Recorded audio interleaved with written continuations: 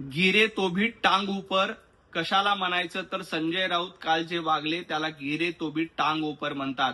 दादा भुसे प्रकरणामध्ये कोर्टामध्ये जाऊन नाक घासून माफी मागितली आणि आज संजय राऊत सांगतायत की मी खेद व्यक्त केला. संजय राऊत तुमच्यामध्ये हिंमत नव्हती तर कशाला दादा भुसे यांच्यावर आरोप केले. तुमच्यामध्ये दम नव्हता तर कशाला विनाकारण हवेमध्ये बाण सोडले.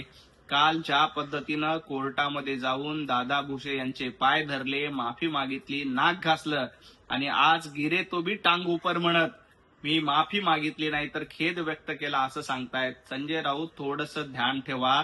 येणाऱ्या काळामध्ये आपण कशा पद्धतीने आरोप करतो, चुकीचे आरोप करतो, बिनबिडाचे आरोप करतो आणि जेव्हा ते अंगावर शेकतं तेव्हा खेद व्यक्त करू म्हणून बाहेर पडतो. हे धंदे तुमचे चालत आलेले आहेत. आता अनेक प्रकरणामध्ये तुम्हाला अशीच माफी आणि खेद व्यक्त करावा लागणार आहे.